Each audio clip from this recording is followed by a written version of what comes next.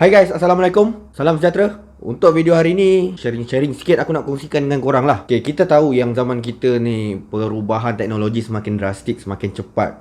Dan dalam video-video aku banyak kongsikan tentang penggunaan internet, SIM dan telco apa semua. Itu memang penting untuk zaman sekarang dan sangat-sangat penting untuk kita semua. Dia ada positif, dia ada negatifnya. Tapi kalau kita nak ambil negatif saja, memang apa benda pun tak jadi kan. Jadi untuk positif dan positif itu terpulang kepada korang. Korang yang decide setiap kemudahan yang ada tu korang nak gunakan untuk baik atau buruk. Jadi kat sini aku nak kongsikan benda-benda positifnya.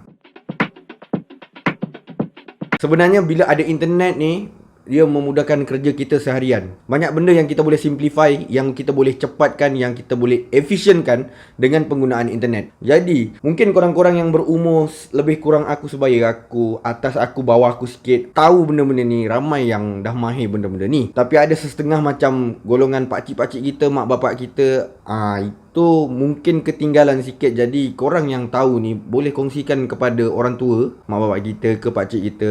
Kita kongsikan benda-benda ni, kita ajar sedikit demi sedikit supaya memudahkan dia orang juga. Contohnya untuk bayar komitmen, bayar bil air, bil api, tak perlu buang masa keluar daripada rumah bawa kereta pergi ke pejabat pos. Korang dapat gaji masuk dalam bank kan, bayar saja melalui e-bank, Maybank to you, CIMB Click. Banyak sangat third party apps yang boleh korang gunakan untuk bayar bil api atau komitmen lain. Selain tu korang boleh guna Lazada atau Shopee nak bayar bil telefon, bil api, bil air, Aeon ke apa semua. Ada sahaja apps yang kita boleh gunakan sekarang. Itu dari segi pembayaran komitmen bulanan tanpa perlu keluar rumah. Tapi kepada yang kerja mungkin dapat gaji secara cash tu, kita tak boleh cakap apalah. Memang kalau dia nak kena keluar, keluarlah. So sekarang ni aku nak cerita kepada orang yang dapat gaji cash ni. Why not korang dapat gaji cash, korang masukkan ke dalam bank. Okay, sebagai contoh, korang dapat gaji cash sebanyak 2,000. Korang nak bayar bil air, korang nak bayar bil api, korang nak bayar bil telefon, nak bayar Astro, nak beli susu anak, nak beli barang-barang dapur. Untuk beli ke semua benda tu, untuk bayar semua benda tu, korang berapa tempat korang nak kena pergi untuk bayar semua tu. Dekat situ korang dah boleh kira, korang dah boleh budget kos korang, duit minyak korang untuk sampai ke 5-6 tempat tu untuk bayar, untuk beli sesuatu. Why not korang dapat gaji cash, korang pergi ke bank dengan hanya modal minyak sekali, modal ke satu tempat sekali, yang tak sampai 1 jam, sekejap je, korang pergi bank, in duit korang, masukkan ke dalam akaun bank. Dan daripada bank tu, bila korang dah balik rumah, korang boleh selesaikan 5 perkara ni yang tempatnya lain-lain ni, tanpa perlu bergerak. Jadi, dengan adanya penggunaan internet, ada 2 situasi di mana korang nak selesaikan hutang atau komitmen bulanan atau keperluan bulanan. Korang kena pergi ke 5 tempat berbeza ataupun korang pergi satu tempat saja, bank. Dengan bank tu korang boleh selesaikan ke 5 urusan ni. Nak beli barang boleh beli online, nak beli susu boleh beli online, lagi murah. Jadi kat sini positifnya adalah ia memudahkan kerja kita, kerja seharian, keperluan bulanan kita memang mudah. Dan selain tu kita kena bagi tahu kepada mak bapak kita, pakcik-pakcik kita, kalau kita dapat beli barang melalui online adalah lagi murah. Ya, bukan cakap kita tak nak support pekedai yang sewa kedai, yang jual barang dalam kedai. Support tu support juga, tapi korang kena fikir kalau korang nak jimat, itu jalannya. 2 situasi. Nak beli susu, dekat kedai ni jual RM60, dekat online RM55. Why not? Daripada korang beli 5 kotak di sini, beli 5 kotak di online plus shipping fee.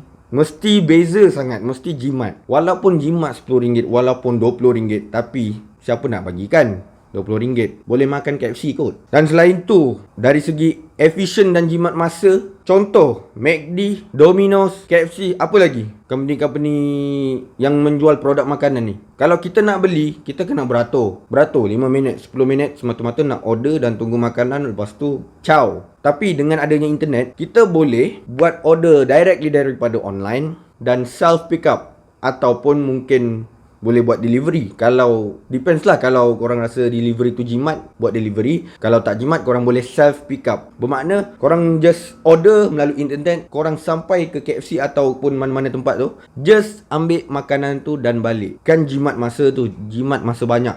Dan untuk aku sendiri, aku seorang yang kedekut. masa. Duit tu tak sangat lah, tapi aku sangat kedekut pada masa aku. Daripada aku buang masa nunggu kat kedai makan kan, nunggu 5 minit 10 minit, aku memang tak suka benda tu. Daripada aku buang masa kat situ, mungkin aku boleh buat kerja lain, ataupun masa yang berharga tu aku boleh gunakan untuk aku membuta, aku relax, aku nak tengok TV. Aku lebih pentingkan benda tu daripada aku nunggu benda-benda yang buat aku boring. Dan selain tu, dengan adanya internet, dia meningkatkan taraf hidup dari segi komunikasi. Macam aku cakap, komunikasi terlalu mudah, terlalu canggih, ada negatifnya. Tapi kalau negatif sahaja kita fikir, apa benda pun tak jadi.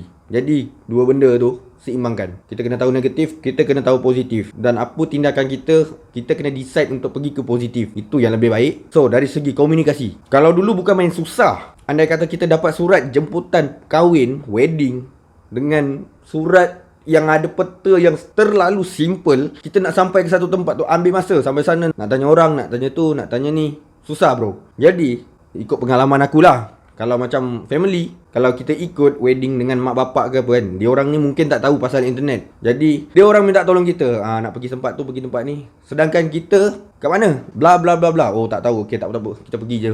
Gitu je. Tapi kalau zaman-zaman mak bapak kita dulu nak pergi, kena fikir, tanya orang dulu. Okey ni kat mana? Kat mana? Kat sini, kat sini. Okey baru boleh pergi. Kalau tak memang ambil masa, boleh jadi sesat. So sekarang kat mana tempat tu? Kita sampai dah dekat, benda yang kita buka adalah phone. Dan kita tekan apa? GPS, Waze, Google Maps. Itu yang kita buka. Benda tu sangat efisien, sangat mudah, sangat menjimatkan masa. Jadi benda-benda ni, why not korang ajar kepada golongan-golongan yang kurang celik pada internet dan IT ni. So point aku di sini adalah untuk kita terapkan kemudahan IT, kemudahan teknologi yang kita lalui pada tahun 2020 ni untuk semua orang yang masih tak celik pada IT. Supaya semua dapat menggunakan kemudahan ni, semua boleh dapat satu manfaat seperti jimat masa, jimat duit dan efisien, banyak lagi kelebihannya. Kalau kita biarkan golongan-golongan yang kurang celik ni duduk di zaman 2020 tanpa kita ajar dia tentang peredaran zaman sekarang, zaman IT,